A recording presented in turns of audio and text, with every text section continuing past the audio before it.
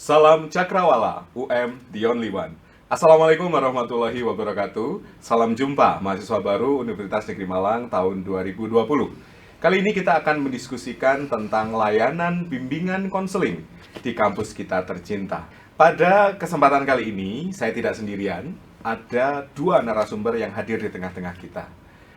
Ada Ibu Dr. Anda Ella Faridatizen.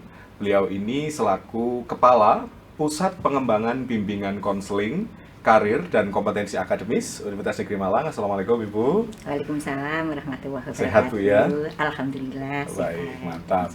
Berikutnya ada Bapak Dr. Dini Hidayatur Rahman. Beliau adalah salah satu dosen konselor yang ada di P2BK3A Universitas Negeri Malang. Apa kabar Pak Dini? Baik, Pak Haji. Sehat Pak Dini ya? Alhamdulillah. Tetap semangat, sehat. Semangat, Pak Haji. Oke, baik. Baik Bu Ella, Pak Dini, kita akan membicarakan tentang layanan bimbingan konseling. Mungkin para mahasiswa baru di rumah sudah tidak asing mendengarkan kata bimbingan konseling semasa menjadi siswa SMA dulu. Bimbingan konseling, guru BP, BK. Nah, ini sebenarnya apa sih Bu yang dimaksud betul konselor? Apa sih sebenarnya dimaksud dengan layanan bimbingan konseling ini, Bu Ella? Oke. Monggo. Terima kasih Pak Haji. Iya, seperti yang dikatakan Pak Haji tadi, bahwa sebenarnya istilah bimbingan dan konseling itu kan bukan istilah yang asing bagi kita ya. Teman-teman mahasiswa baru juga begitu, karena pada waktu di SMP, SMA, di sana juga ada layanan bimbingan dan konseling. Nah, di kampus kita tercinta juga memberikan layanan bimbingan dan konseling kepada mahasiswa. Nah, pada intinya bimbingan konseling itu merupakan layanan ataupun bantuan untuk memfasilitasi mahasiswa dalam proses perkembangannya, sehingga mahasiswa bisa berkembang secara optimal, bisa mencapai kemandirian. Ya, kita tahu ya bahwa mahasiswa itu kalau dilihat dari perkembangannya, mereka itu kan antara masa remaja akhir gitu ya Pak Dini ya, dan juga masa dewasa awal, menuju ke dewasa awal. Nah, mereka ini juga membutuhkan pendampingan dalam proses menuju ke dewasa itu tadi. Supaya tidak galau. Iya. Nah, fakta itu kan demikian kan ya fakta bahwa ternyata mahasiswa itu juga mempunyai potensi ya untuk galau, untuk stres karena ada tugas-tugas macam-macam seperti itu. Benar sekali Bu. Saya kalau ingat-ingat menjadi mahasiswa, terutama mahasiswa baru ini ya, kita bingung karena biasanya di rumah ada orang tua, teman-teman banyak, ya kan. Tapi setelah merantau ke Malang menjadi mahasiswa begitu, kita harus mengerjakan semuanya sendiri. Tugas-tugas akademik juga benar-benar baru. Kadang kita butuh teman, untuk diskusi, untuk ngobrol, atau mungkin sekedar mendengarkan keluhan begitu Bu Ella ya. Dan dalam hal ini layanan bimbingan konseling diperlukan, begitu Bu Ella ya? Iya, betul. Baik. Dengan layanan ini diharapkan mahasiswa itu nanti akan semakin meningkat ya pemahamannya pada dirinya, pemahaman lingkungan begitu ya Pak Dini ya. Dimana kalau kita paham tentang diri, tentang lingkungan, maka diharapkan kalau membuat perencanaan itu bisa membuat secara tepat begitu ya. Potensi-potensi yang dimiliki itu bisa diarahkan perkembangannya begitu ya, sehingga mahasiswa itu nanti bisa mengaktualisasikan dirinya secara bertanggung jawab. Dan ujung-ujungnya mencapai kesejahteraan dan kebahagiaan. Baik. Yang saya tangkap yang menarik adalah ternyata layanan bimbingan konseling tidak hanya untuk memecahkan masalah saja Bu ya. Betul. Mendapatkan layanan bimbingan konseling bukan dalam rangka punya masalah saja, tapi seperti yang dijelaskan oleh Bu Ella, kita juga boleh sharing tentang perencanaan masa depan kita, begitu ya. Mungkin mendapatkan advice sehingga kita bisa merencanakan dengan baik ke depannya dalam perkuliahan ini bagaimana sehingga sejahtera itu tadi Bu ya. Betul. IP-nya bagus, bisa mencapai prestasi yang optimal baik akademis maupun non-akademis. Oke, selanjutnya bicara tentang layanan ini Pak Dini. Secara umum sudah dijelaskan oleh Bu Ella apa sih bimbingan konseling itu. Nah, lebih aplikatif lagi Pak Dini. Sebenarnya layanan-layanan dalam bimbingan konseling ini apa saja? Ya, betul. Terima kasih Pak Haji. Ini yang perlu kita pahami bersama, seperti Pak Haji sampaikan tadi, bahwa bimbingan konseling itu tidak hanya membantu adik-adik mahasiswa untuk menyelesaikan masalah, tapi kita punya layanan-layanan lain yang bermacam-macam. Kalau kita klasifikasikan secara umum, kita punya 4 jenis layanan. Yang pertama itu layanan pemahaman diri, kemudian yang kedua layanan pencegahan, kemudian yang ketiga layanan pengembangan, dan yang terakhir, justru yang terakhir ini sebenarnya layanan pengentasan masalah, memberikan bantuan pemecahan masalah. Tapi sayangnya yang lebih dikenal itu justru yang keempat ya, sehingga bimbingan dan konseling itu seperti kalau sakit fisik itu seperti dokter yang membantu pasien untuk sembuh dari penyakitnya, padahal bukan hanya itu, ada 3 layanan yang lain yang Kalau motor itu bengkel gitu. Betul, Ya. ya. Baik. Menarik. Jadi teman-teman tidak hanya berfokus pada pengentasan masalah Betul, saja, ya. tapi masih ada 3 fokus layanan bimbingan konseling yang bisa kita manfaatkan. Nah, salah satu paradigma yang dimiliki oleh mahasiswa baru biasanya Bu Ella. Iya. Kalau urusannya sama BK itu pasti dengan anak-anak nakal. Iya. Dengan siswa-siswa yang bolosan, sering terlambat. Nah, itu bagaimana Bu Ella? Apakah pemahaman seperti ini benar dan masih terjadi di kampus Bu Ella? Iya, itu merupakan pemahaman yang salah sama sekali ya, karena layanan bimbingan dan konseling itu bukan menangani dalam tanda petik mahasiswa yang nakal ataupun mahasiswa yang bermasalah. Justru tadi ya, yang lebih banyak porsinya itu kan pada untuk mencegah munculnya masalah dan juga untuk mengembangkan gitu ya, untuk mengembangkan diri. Jadi bagaimana para mahasiswa itu bisa mengembangkan dirinya secara optimal. Fokusnya justru di sana. Nah, ini jadinya seringkali bimbingan dan konseling dianggap momok karena dikatakan sebagai tadi ya, tempatnya orang bermasalah. Ini merupakan pandangan yang salah sama sekali. Baik. Berarti tidak perlu takut teman-teman ya. Iya. Tidak perlu khawatir kalau datang menemui Bu Ella, Pak Dini. Beliau ini orangnya sabar-sabar ya. Insya Allah. Jadi bukan Bapak Ibu dosen konselor yang ada di P2 BK3A, bukan tim, kalau bahasa Jawa itu senen-senenan gitu, bukan Bu ya. Tugasnya marah-marahin mahasiswa bermasalah, tidak sama sekali.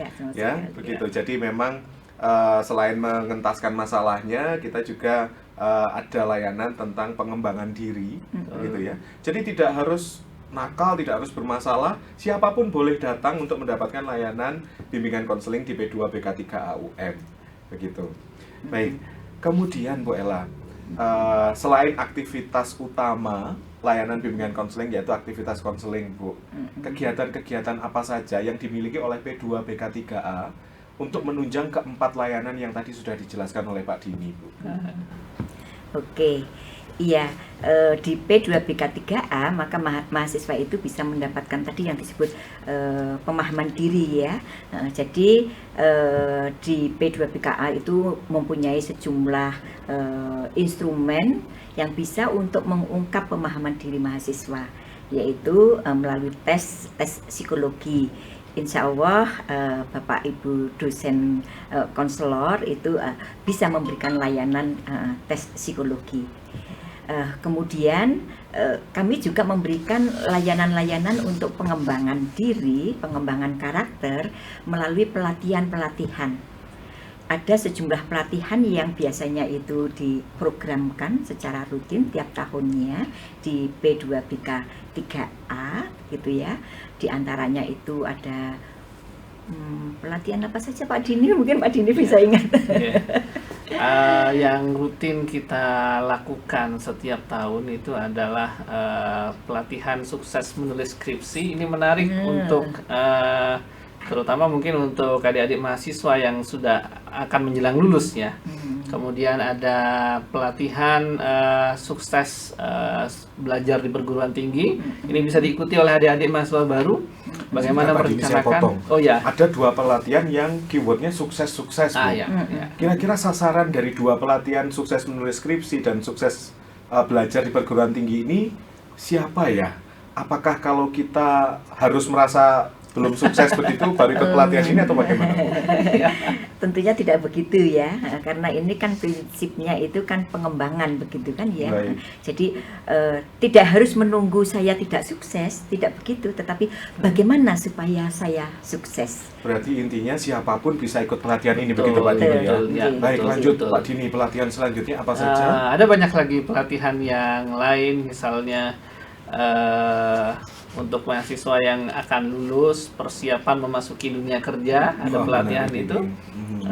Di dalam pelatihan ini kita dilatih untuk menyiapkan diri untuk bersaing di dunia kerja, mendapatkan pekerjaan. Baik. Kemudian ada Career Days. Career Days, betul Ya. Bu Ella, ya ada Career Days. Nah, kita akan di pelatihan ini kita akan bertemu langsung dengan para praktisi karir-karir tertentu. Ya, Baik, saya potong lagi Pak Dini. Ya. Ada pelatihan memasuki dunia kerja dan ada career days. Ya. Kayaknya dua hal ini berhubungan dengan karir. Iya. Betul. Berarti memang layanan bimbingan konseling ini menjangkau sampai ke pendampingan karir mahasiswa UM, Bu ya. Kalau perlu dijelaskan gitu Pak, bedanya dua pelatihan ini dan manfaatnya apa untuk mahasiswa? Dua pelatihan ini ya, Career Days dan persiapan memasuki dunia kerja. Kalau pelatihan yang persiapan memasuki dunia kerja ini, pelatihan ini menyiapkan mahasiswa untuk terampil secara sikap, ini ya. Sikap, kemudian juga terampil mempersiapkan diri untuk bersaing dengan para pencari kerja yang lain tentu saja. Ya. Jadi mungkin utamanya fokusnya adalah mempersiapkan mahasiswa untuk mendapatkan pekerjaan. Nah, beda dengan yang Career Days, yang Career Days betul, yang Career Days ini fokusnya mempersiapkan mahasiswa untuk dapat berusaha sendiri, berwirausaha mungkin. Ada karir-karir tertentu yang praktisi-praktisinya nanti akan kita hadirkan di Career Days. Adik-adik mahasiswa bisa belajar langsung dari para praktisi, mulai dari merencanakan bagaimana mengembangkan usaha ya sampai menjadi besar begitu. Baik. Ya. Menarik sekali Bu Ella, Pak Dini. Jadi kampus kita dalam rangka mempersiapkan karir mahasiswa dan alumninya itu memiliki layanan-layanan yang sudah disampaikan oleh Pak Dini tadi. Ada pelatihan memasuki dunia kerja, kemudian ada career days, dan mungkin masih ada beberapa kegiatan lain Iya, betul, dalam rangka betul. menunjang karir mahasiswa dan alumni. Begitu Bu Ella ya. Baik, mungkin ada tambahan Pak Dini, selain 4 pelatihan tadi, ada pelatihan apa lagi? Oke, ya, layanan bimbingan dan konseling seperti tadi sudah dibicarakan itu. Ini yang sudah kita sebutkan, ini masih dua ya, masih karir dan belajar. Betul. Nah, ada area lain yang juga merupakan layanan kita, pribadi dan sosial. Nah, ada beberapa pelatihan yang sifatnya mengembangkan pribadi dan sosial itu, misalnya pelatihan komunikasi, betul. Iya. Pelatihan komunikasi, Asertif, ya. betul Bu Ella, asertif, kemudian pelatihan komunikasi dalam organisasi, komunikasi akademik, ya tentu saja adik-adik mungkin yang belum terbiasa dengan suasana akademik di perguruan tinggi, nah itu mungkin merasa agak canggung ya berhadapan dengan dunia akademik di perguruan tinggi. Kalau di sekolah mungkin belum banyak terbiasa dengan presentasi dan lain-lain. Nah, di kampus akan banyak berhadapan dengan itu. Kami siapkan, ada pelatihannya, bagaimana presentasi dengan baik, ya salah satunya itu. Juga bagaimana berhubungan, berkomunikasi dengan dosen, dengan sesama mahasiswa dan Berarti lain-lainnya. interpersonalnya juga Betul. ditingkatkan melalui latihan ini. Iya. Baik, Iya. Bu Ella, Pak Dini, saat ini menyambung dengan topik pelatihan yang terakhir, semuanya serba daring, serba online. Adik-adik akan dilatih komunikasi. Nah ini apa ada penyesuaian formula begitu Bu dalam rangka pelatihan komunikasi digital mungkin ya? Oh, betul, ya, Apa ya, ada ya. program-program tambahan P2BK3A ini dalam rangka mempersiapkan mahasiswa kuliah online Bu? Iya. Enggak, Pak Dini. Ya, ya. Terima kasih Bola. Ini yang baru saja kita lakukan. Kemarin ada seminar sudah kita lakukan, willingness to learn. Willingness to learn. Iya, kemauan untuk Itu makanan belajar. apa itu Pak? Willingness to learn ya. Ya, Iya. bisa Nah, dijelaskan sedikit itu tentang apa Pak Dini? Ya, Pak Haji. Ini dengan kondisi yang seperti ini, belajar daring, apa-apa daring, semuanya daring. Ini ternyata hasil survei mengatakan bahwa kondisi yang seperti ini menurunkan kemauan, semangat mahasiswa, motivasi mahasiswa untuk belajar. Nah, kemarin kita respon itu, kondisi itu dengan mengadakan seminar Willingness to Learn ini yang mengeksplorasi apa yang terjadi, kemudian bagaimana mengatasinya, solusinya, supaya willingness to learn-nya meningkat kembali, motivasinya meningkat kembali. Ini salah satu, mungkin ke depan juga akan ada pelatihan-pelatihan terkait dengan ini, karena memang kondisi ya seperti ini, Sekarang. pandemi COVID ini mengubah banyak hal dalam kehidupan kita, salah satunya dalam belajar, Pak Haji ya. Betul sekali. Iya, dan mungkin sedikit saya menambahkan. Iya, Bu Ella. Jadi pelatihan-pelatihan yang disiapkan P2BK3A ini itu dilaksanakan secara luring ataupun daring. Baik. Jadi pelatihan tatap muka di ruangan, kita ketemu secara langsung dengan para narasumber begitu ya. Nah, karena ini ada pandemik ini, maka apa itu ya dimodifikasi begitu kan ya, kita melaksanakan pelatihan-pelatihan itu juga secara daring. Begitu. Gitu. Baik. Berarti pelatihan-pelatihan yang dilakukan oleh P2BK3A itu juga bisa diakses secara daring, Bu ya. Iya, betul. Gitu. Nji, Kalau dulu sebelum adanya pandemi ini, semua pelatihan mungkin cenderung dilakukan secara luring atau tatap muka. langsung tatap muka. Tapi Nji. setelah ada pandemi ini, pelatihan-pelatihan P2BK3A dilupakan secara daring juga. Nji. Tapi jangan khawatir teman-teman, meskipun pelatihannya secara daring ya, esensi materinya tetap sama. Ya, jadi persiapannya juga sudah optimal sehingga teman-teman bisa mengambil manfaat dari kegiatan-kegiatan tersebut meskipun daring. Nah, ngomongin daring ini Bu Ella, bagaimana dengan layanan bimbingan konselingnya? Adik-adik ini kan tersebar se-Indonesia, Bu. Kalau mau konseling dengan Iya. Bapak Ibu dosen konselor di P2BK3A, bagaimana caranya Bu Ella? Iya, tadi disebutkan kayaknya itu konseling itu lebih fokus begitu ya, padahal sebenarnya kan bukan gitu ya. Tapi fakta memang menunjukkan begitu ya, bahwa sebagian teman-teman mahasiswa itu membutuhkan layanan konseling. Betul. Sebagiannya ya menghadapi kondisi yang nggak menentu seperti ini itu menimbulkan stres begitu ya, ada masalah, baik masalah akademik, masalah sosial ataupun masalah yang lain. Nah, layanan konseling dalam masa pandemi ini kita melaksanakannya secara daring juga begitu ya. Jadi teman-teman bisa mendapatkan layanan konseling dari tempatnya masing-masing begitu ya Pak Dini ya. Teman-teman yang membutuhkan layanan konseling ini bisa mendaftar begitu ya, mendaftar kontak di nomor ini. Di bawah ini. Iya, di nomor ini nanti kami sebagai narahubung itu akan mempertemukan mahasiswa yang membutuhkan layanan konseling ke Bapak Ibu konselor yang akan melayaninya. Layanannya kita berikan secara daring. Ya, gitu. sementara ini kita menggunakan platform WA, WhatsApp. Iya. Ya, seperti itu. Baik, jadi gampang sekali teman-teman ya. Kalau mau mendapatkan layanan bimbingan dan konseling dari Bapak Ibu dosen konselor, nanti tinggal menghubungi saja narahubung yang nomornya ada di bawah ini. Kemudian sudah nanti akan bertemu dengan dosen konselor dan bisa mulai konseling melalui WhatsApp, begitu. Nah, seandainya pandemi ini berakhir, Bu Ella, Iya, mudah-mudahan saja cepat berakhir ya. Iya, mudah-mudahan sih cepat berakhir begitu ya. Amin, amin. Tentu saja akan kembali tatap muka kembali Bu Ella ya. Iya. Nah, kalau mau ketemu langsung bagaimana prosesnya Bu Ella? Iya, jadi teman-teman yang membutuhkan sharing-sharing ataupun curhat begitu ya, bisa langsung datang ke gedung H8 lantai 1. Ya, di sana teman-teman bisa ketemu dengan Bapak Ibu dosen konselor ataupun juga teman-teman PCC. PCC. Iya, PCC, Peer Counseling Corner. Ini merupakan wadah teman-teman konselor sebaya. Jadi teman-teman mahasiswa yang mempunyai minat dan concern untuk berbagi dengan teman-temannya itu bergabung di wadah PCC ini, gitu ya. Mereka bisa memberikan layanan konseling dan juga bisa mempertemukan dengan Bapak Ibu konselor. Baik. Ya, jadi langsung datang ke H8, kemudian mendaftar. Sudah ada sistem untuk mendaftar. Nah, setelah mendaftar, maka di situ Bapak Ibu konselor bisa mengakses data-data mahasiswa dan bisa janjian kapan kita bisa melaksanakan layanan konseling itu. Berarti layanan bimbingan konseling yang ada di P2BK3AUM disediakan oleh Bapak Ibu dosen konselor dan rekan-rekan konselor sebaya yang tergabung dalam PCC.